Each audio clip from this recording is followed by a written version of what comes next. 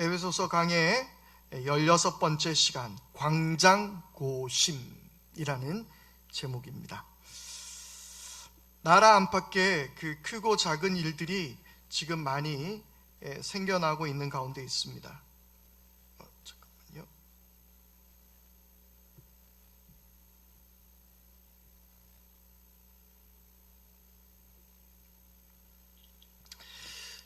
나라 안팎의 크고 작은 일들이 계속 일어나고 있는데요. 그런데 크고 작은 일들이라 하기에는 너무나도 큰 일들만 벌어지고 있는 것 같아서 매우 가슴이 아프고요, 걱정이 되기도 합니다. 하나님께서 그저 우리를 긍휼히 여겨주시기를 바랄 뿐입니다. 지금 그 산불로 인해서 고통을 받고 있는 울진, 삼척 그리고 동해시 그곳에서 산불이 빨리 진압될 수 있게 되기를 바라겠고요. 또한 수고하는 모든 소방관들 그리고 공무원들 그리고 또한 피해를 입은 여러 그 가족들 가운데 하나님의 또한 위로가 있게 되기를 바랍니다. 뿐만 아니라 러시아와 우크라이나의 그 전쟁 가운데서도 그리고 대한민국 대통령 선거 가운데서도 그리고 곧 코로나19로 고통받는 모든 이들 위해 역사의 주관자이신 우리 하나님께서 책임져 주시기를 간절히 바랄 뿐입니다. 여러분, 하나님만 우리가 애써 바라봐야 할 때입니다. 그리고 하나님께서 우리를 긍휼히 여기시고 하나님께서 우리를 다스리셔서 이 땅을 회복하여 주시기를 우리 모두 함께 기도해야 할 것입니다. 그런데요, 이런 일들이 나라 안팎에 생기고 있지만 그런데 한편으로는 만약에 이런 일들이 나의 개인적으로 닥쳐오는 일들이라면 코로나19로 경제적으로 매우 어렵고 힘든 상황이었는데 그런데 확진까지 되어버렸어요. 그런데 우리 집에 불까지 나버려서 모든 재산과 삶의 터전을 다 잃어버리게 되었어요. 그리고 나라에서는 또 전쟁조차 일어나고 있는 이런 일들이 만약에 우리 인생 가운데 생기게 된다면 우리는 가장 어떤 물음을 먼저 던질까요? 그리스도인인 우리가 던질 가장 핵심적인 질문이라면 하나님 정말 나를 사랑하십니까? 하나님 정말 날 사랑하시나요? 나를 사랑하신다면 나에게 어떻게 이런 일들이 일어날 수 있죠? 라고 물어보는 질문일 것 같습니다. 그런데 여러분, 하나님 과연 나를 사랑하십니까? 라는 질문은 결국 어떤 질문과 또 연관되어지고 있습니까? 결국 어떤 이야기입니까? 정말 하나님 계십니까? 정말 하나님 살아계십니까? 그 하나님의 존재, 그분의 실존을 의심하게 되는 것이 되게 마련이라는 거예요. 하나님의 사랑, 그것을 우리가 의심할 때에는 동시에 하나님께서 살아계신가 하는 그러한 질문을 우리는 떠올리게 된다는 거예요. 여러분, 하나님께서 여러분들을 사랑하시는 것을 믿으십니까? 곧 이 질문은 또한 하나님께서 살아계심을 믿으십니까? 또한 하나님께서 여러분들을 지켜주실 것이라는 사실을 믿으십니까? 여러분들은 하나님을 신뢰하고 계십니까? 그렇습니다. 이 질문은 다 하나의 질문이 될 수 있는 것입니다. 여러분, 우리가 하나님을 신뢰할 수 있는 가장 큰 이유는 하나님이 나를 사랑하신다라는 그 확신에 의해서입니다. 하나님이 나를 사랑하시기에 나를 지켜주실 것이라는 그 신뢰가 생길 수 있는 것이죠. 고양이가 주인을 신뢰할 때, 질문을 좀 다르게 해야 되겠군요. 고양이가 주인이 아니라 집사를 신뢰할 때 어떤 행동을 하시는지 알고 계시나요? 아마 고양이를 키우고 있는 우리 집사님 같은 경우에는 아실 것 같은데, 고양이가 집사를 신뢰하고 있을 때 하는 행동은 먼저 배를 보이죠. 그리고 배를 만질 수 있게 허락을 해줍니다. 내 배를 만져도 괜찮으니라. 왜냐하면 고양이에게 있어서 이 배는 굉장히 치명적인 그러한 공격에 노출되는 곳이기 때문에 이 고양이는 배를 만지는 것을 극단적으로 싫어한다고 합니다. 그런데 내가 저 사람을 진짜 신뢰한다라고 생각할 때에 배를 허락해 주는 거예요. 배를 만져도 괜찮다고 사인을 보내주기도 합니다. 그리고 또 하나의 그 신뢰의 표시가 있습니다. 그것은 고양이가 엉덩이를 보여주는 거라고 해요. 고양이는 뒤에서 누군가 자기를 공격할 수 있기 때문에 함부로 뒤를 보여주지 않는다고 합니다.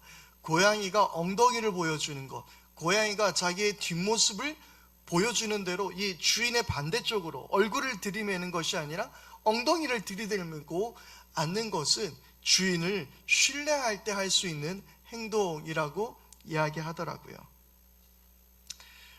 그 외에도 여러 가지 것들이 있겠죠. 같이 잠을 자주시는 것.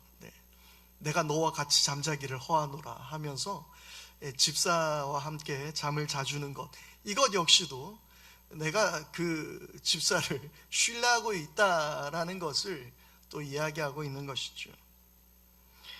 바로 생존의 위협을 받고 있지만, 위험을 받을 수 있을 만한 일이지만 자기와 함께하고 있는 이 반려인을 신뢰하고 있다라는 표현인 거예요. 어쩌면 이것을 이렇게 표현할 수 있겠죠. 고양이 스스로가 나는 저 반려인에게 저 반려인에게 사랑을 받고 있어 라는 것을 느낄 때에 어쩌면 그러한 자신의 위협조차도 이제 완전히 오픈하면서 그 집사를 온몸으로 인정해 주는 것 같습니다. 여러분, 그래서요, 우리가 하나님을 얼마나 신뢰하는가, 내가 하나님께 내 모든 것을 얼마나 맡길 수 있는가, 마치 고양이가 자기의 배를 맡겨내듯 우리의 모든 것을 하나님께 어떻게 맡겨드릴 수 있는가, 내가 얼마나 하나님을 신뢰하고 있는가. 바로 이 크기는 하나님이 나를 얼마나 사랑하시는지를 아는 것과 같다라는 거예요. 여러분, 하나님이 여러분들을 얼마나 사랑하시는지 깨닫게 될 때에 나는 하나님을 완전히 신뢰하게 되는 줄 믿습니다. 그런데요, 이 사랑은 공식과 같은 것이 아닙니다. 논리적으로 이해하거나 어떤 문제를 풀어내는 것이 아니에요. 문과든 이과든 다 접근하기 힘든 문제입니다. 사랑은 알아내는 것, 이론적으로 학습하는 것이 아니라는 거예요. 사랑은 공부해서 알게 되는 게 아니에요. 문제를 풀어서 알게 되는 게 아니에요. 사랑은 느끼는 것이며 깨닫게 되는 거예요. 여러분, 사랑의 공식이라는 게 있을까요? 엄마가 나에게 아침밥을 해줬어. 그러면 요거는 사랑의 강도 30. 엄마가 나에게 이걸 사줬네? 그러면 사랑의 강도 50. 그러면 80점 정도 우리 엄마가 나를 사랑해 주는 것 같은데, 내 엄마가 나한테 이거 안 해줬어. 그럼 마이너스 50. 이렇게 우리가 계산을 하면서 우리가 사랑을 느끼는 것이 아니죠. 사랑은 계산하는 것이 아니고, 사랑은 인문학적으로 우리가 이것을 어떻게 증명하거나 이론적으로 밝혀낼 수 있는 것이 아니라는 것입니다. 사랑은 깨닫는 것입니다. 그래서 사도 바울은 뭐라고 이야기하나요? 그리스도의 사랑의 넓이와 그리고 길이와 높이와 깊이를 깨달으라고 우리 가운데 이야기하고 있다라는 거예요. 그리고 더 나아가 이것은 지식을 초월하는 것이라고 이야기하고 있는 것입니다. 사랑은 지식이 아니에요. 깨닫는 거예요. 이 지식, 이 이론들을 뛰어넘는 것, 이것이 사랑이라고 이야기하고 있습니다. 바울은 자신의 서신을 통해서 그리스도의 사랑이 어떠한지를 계속해서 이야기하고 있습니다. 그런데 우리가 기억해야 될 것은 바울이 그리스도의 사랑에 대해서 이론적으로 우리에게 가르치는 것이 아니란 말입니다. 그리스도의 사랑에 대해서 이 말씀을 외워야만 그리스도의 사랑을 알게 된다라고 말하는 것이 아닙니다. 그리스도의 사랑을 우리에게 깨닫게 되기를 위하여 이 사건들을 우리에게 보여주고만 있는 거예요. 성경의 말씀을 그저 지식적으로 하나님이 이렇게 사랑하는구나 라는 걸 지식적으로 공식적으로 암기하고 받아들이기만 된다면 우리의 삶에 어떤 감동도 변화도 있을 수 없습니다. 바울은 이것을 지식으로 외우라고 말하는 것이 아니라 이러한 일들로 한해서 그리스도의 사랑을 깨달으라라고 우리 가운데 말하고 있는 것입니다. 말씀을 통해서 우리가 아직 죄인 되었을 때에 그리스도께서 우리를 위하여 죽으심으로 하나님에 대한 자기의 사랑을 확증하셨다. 하나님이 우리를 사랑하시는 것을 증명해 주셨다. 그렇게 말씀하고 있습니다. 누가 우리를 그리스도의 사랑에서 끊으리오라고 말하고 있습니다. 사랑에는 거짓이 없다라고 말하고 있습니다. 우리가 사랑의 빛 외에는 아무것도 비치지 말라라고 이야기하고 있습니다. 지식은 우리를 교만하게 하지만 사랑은 덕을 세운다라고 이야기하고 있습니다. 이 모든 사랑은 지식으로 머무는 것이 아니라 우리의 가슴으로 느끼게 되는 것이며 깨닫게 되는 것이며, 이것은 하나님의 은혜로 우리에게 주어지는 사랑이라는 거예요. 결국 바울은 고린도전서 13장에서는 뭐라고까지 이야기하고 있습니까? 사랑이 없으면 아무것도 아니다라고 이야기하고 있는 거예요. 아무리 놀라운 사역을 하고 아무리 놀라운 성령의 역사가 막 눈앞에 펼쳐질지라도 사랑이 없으면 nothing, 아무것도 아니다라고 이야기하고 있는 거예요. 사랑은 이론이 아니에요. 그래서 그 사랑이 반드시 필요하다는 것을 끊임없이 사도 바울은 우리 가운데 말하고 있는 것입니다. 오늘은 바울은 이 사랑의 광장고심을 우리에게 말하고 있습니다. 광, 넓다라는 거죠. 장, 길이를 이야기하고 있는 것입니다. 고, 높이, 심, 그 깊이를 말하고 있는 것입니다. 자, 저를 따라서 한번 이야기해 볼까요? 광장고심. 네, 아우 좋네요. 네, 따라하는 게 딱 보이네요. 오늘 마스크까지 안 쓰고 계시니까 네, 잘 보이는 것 같습니다. 자, 다시 한번 광장고심. 예, 유지원 집사님 뭐 먹는 거 딱 들켰어요. 네, 뭐 먹고 있었다가 지금 화면을 딱 꺼버렸는데, 네, 예배 시간에. 그래요. 오늘 그래서 이 광장고심, 그 너비와 길이와 높이와 깊이를 오늘 우리가 어떤지를 한번 깨닫는 시간이 되기를 바랍니다. 먼저 우리가 넓이를 생각해 보기를 바랍니다. 에베소 교회는 어떤 교회였습니까? 이 에베소 교회는 유대인만 다니는 교회도 아니었고 이방인만 다니는 교회도 아니었어요. 모든 사람들이 함께 모여 있는 곳이 에베소 교회였습니다. 그래서 이 먼저 넓이는요, 이 모든 인류를 품을 수 있는 그리스도의 사랑을 이야기하고 있는 거예요. 유대인의 하나님이시며 이방인의 하나님이시며 그리고 오늘 우리의 하나님이신 그 그리스도의 사랑의 넓이를 우리에게 말하고 있는 것입니다.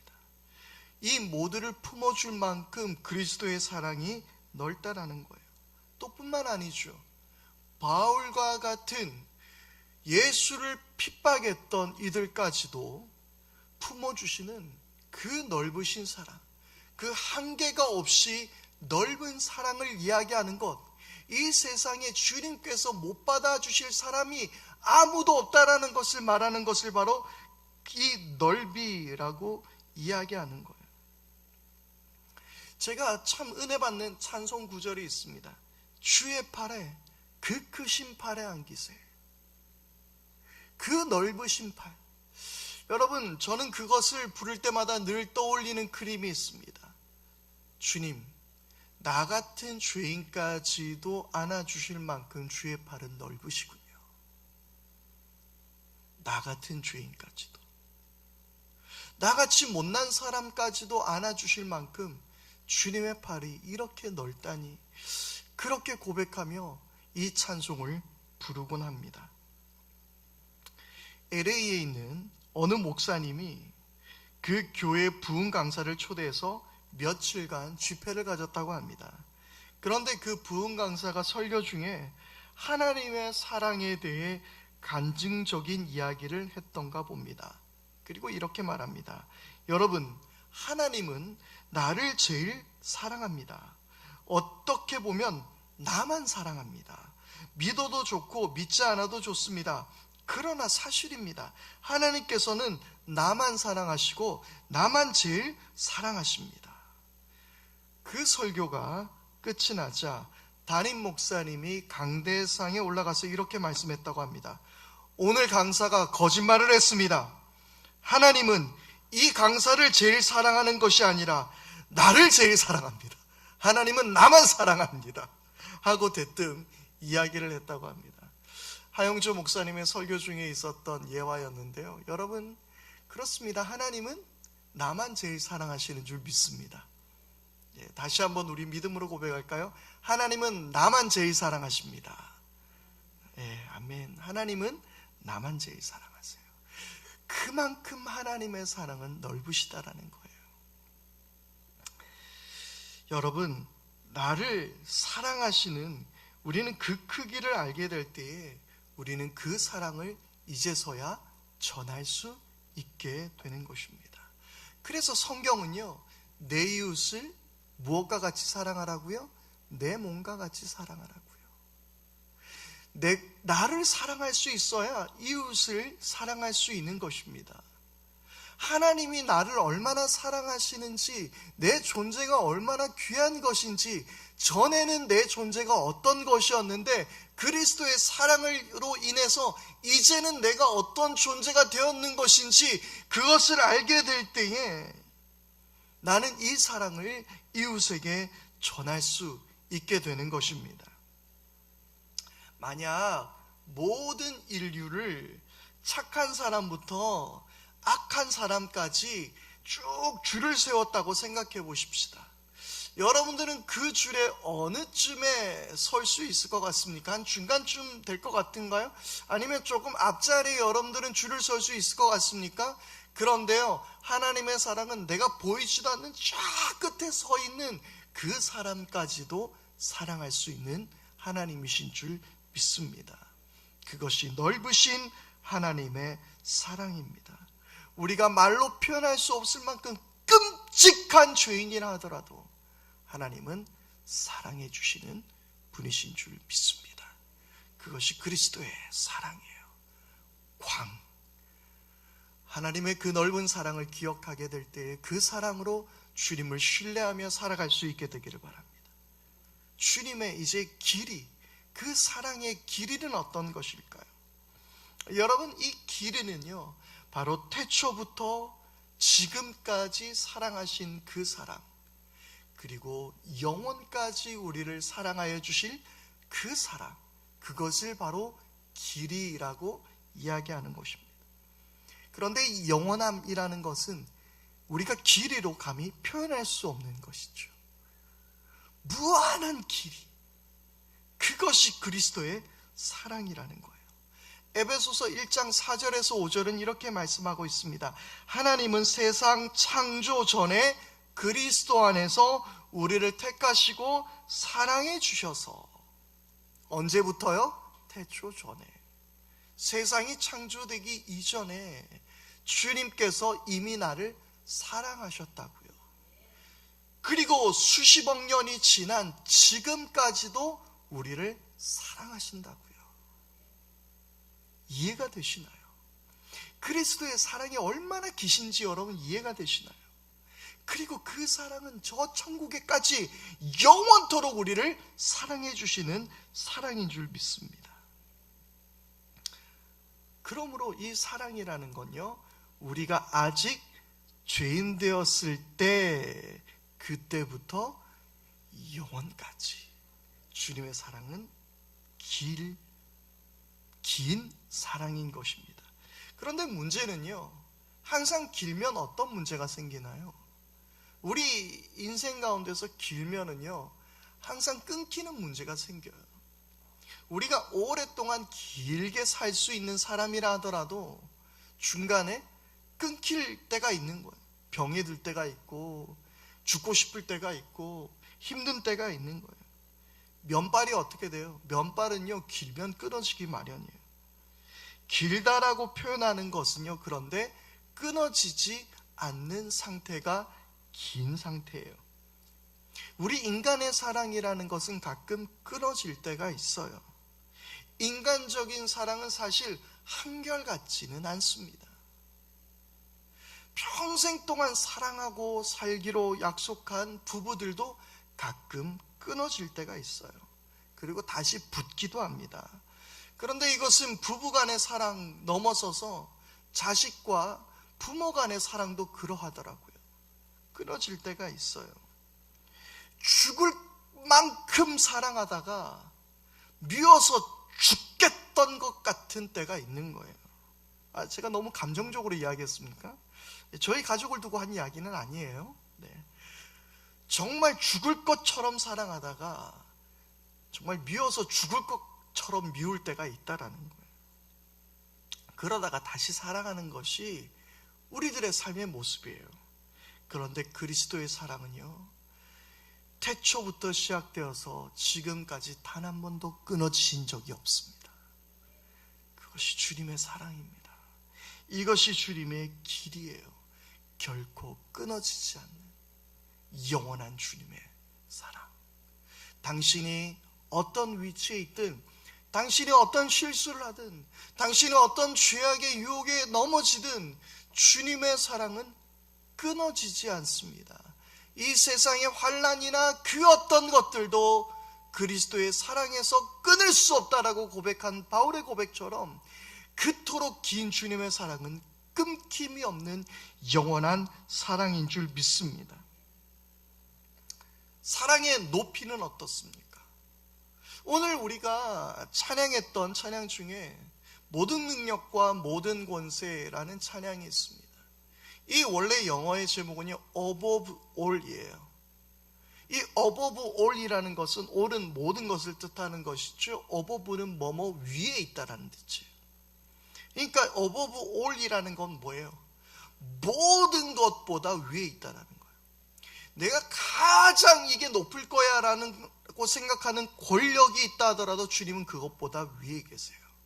세상에 가장 아름다울 것이라고 이야기했던 것을 주님께 내어드리더라도 주님은 그보다 아름다우신 줄 믿습니다. 세상에 가장 값진 것이라고 생각해서 주님 앞에 내어두더라도 주님은 그보다도 값지신 분이신 줄 믿습니다. 모든 것보다 높으신 분, 모든 것보다 위에 계신 분, 그분이 그리스도 예수라는 것입니다. 어느 누구도 다가설 수 없는 위엄, 그 높이, 그것입니다. 그런데 그 높으신 하나님이 끝없이 낮아지셔서 인간이 되신 거예요. 다시 한번 그 above all이라는 찬양은요, 모든 능력과 모든 권세, 세상이 측량할 수 없는 지혜로 모든 만물 창조하셨고요, 모든 나라와 모든 보좌, 세상이 비교할 수 없는 모든 것보다도 아름다우신 우리 주님이라고 그렇게 찬양하고 있습니다. 그런데 이 찬양의 후렴절 가사는 어떠합니까? 십자가 고통당하사 버림받고 외면당하셨네. 짓밟힌 장미꽃처럼 나를 위해 죽으셨네. 아멘이십니까? 그렇습니다. 이것이 주님의 사랑의 높이라는 거예요. 가장 무엇보다도 높이 계셨던 분이 십자가 고통당하셨고 버림받으셨어요.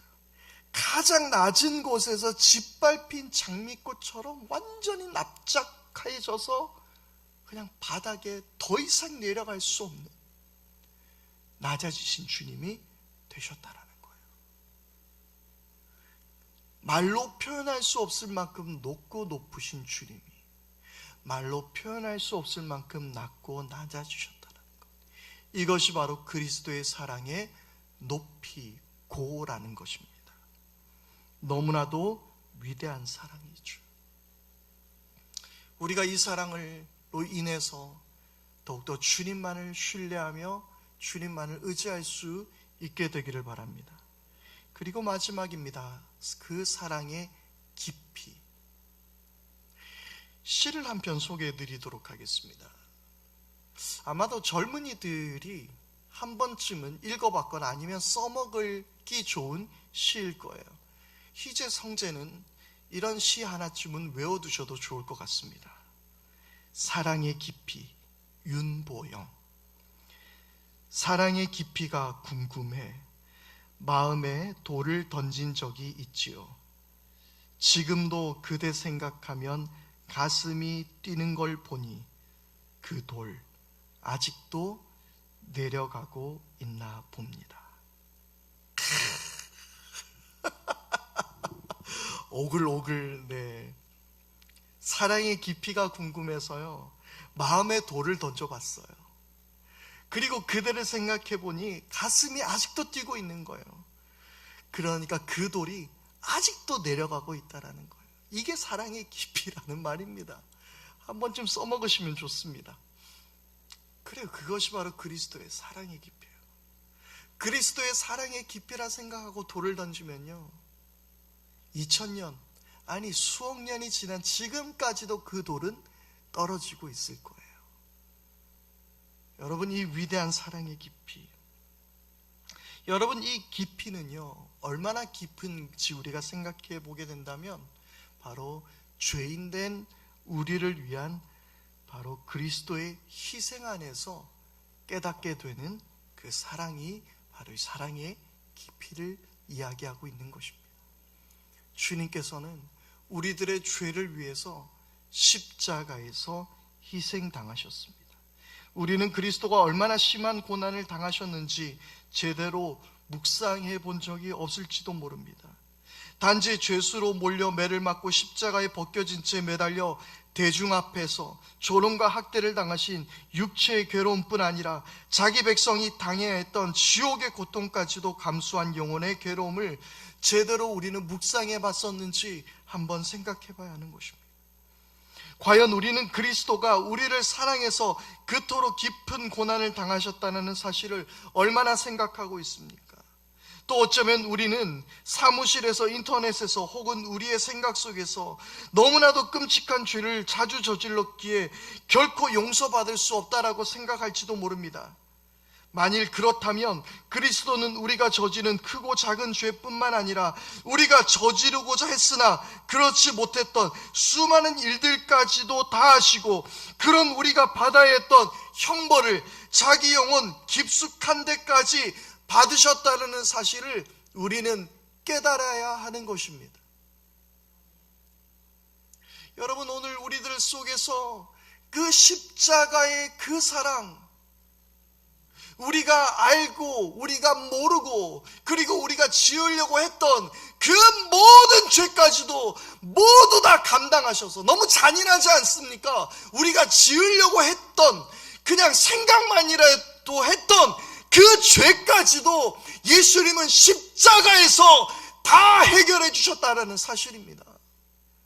그 엄청난 고통을 통해서 그 십자가의 사랑으로 저와 여러분들을 구원해 주셨습니다. 이것이 그 사랑의 깊이라는 것입니다.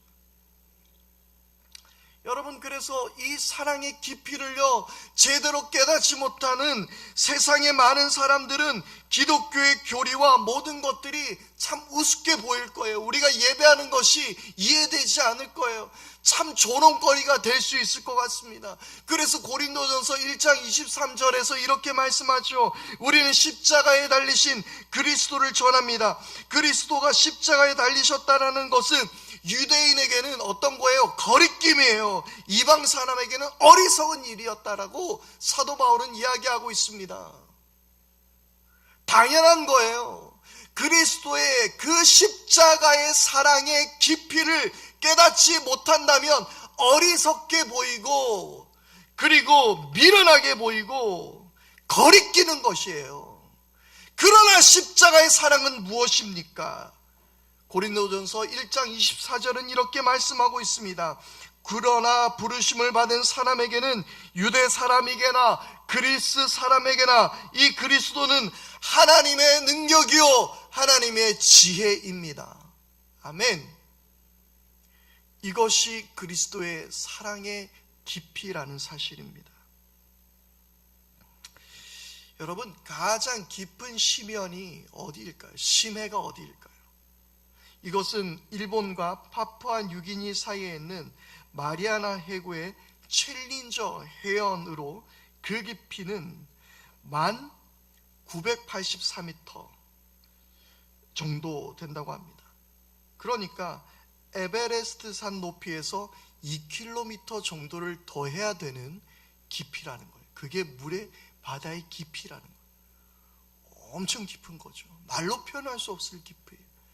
인류는 거기에 들어갈 수가 없을 겁니다. 그 엄청난 물의 압력을 견뎌낼 수 없기 때문입니다. 그런데 해안에서는 우리는 어떻게 합니까?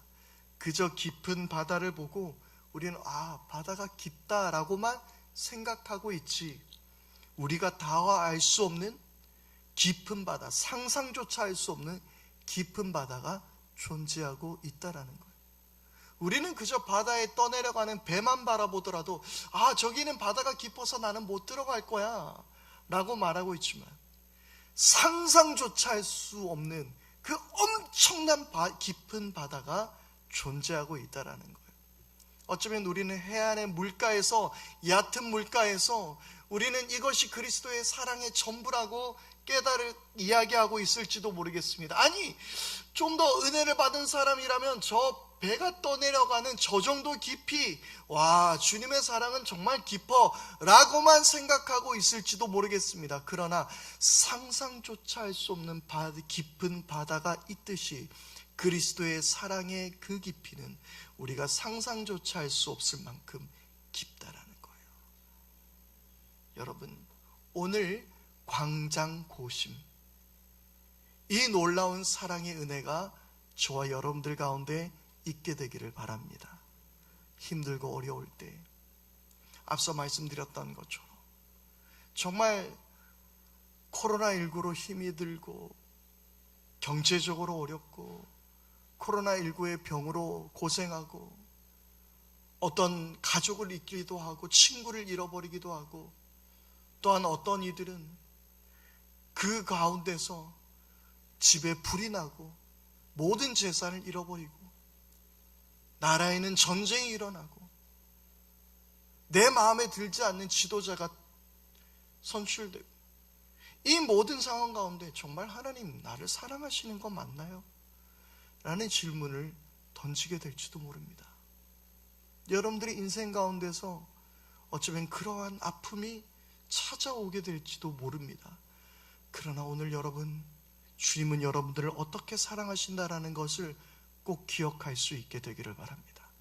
광장고심, 넓이, 길이, 높이, 그 깊이를 깨달아 주님의 사랑에 깊게 뿌리박은 저와 여러분들이 될 수 있게 되기를 바랍니다.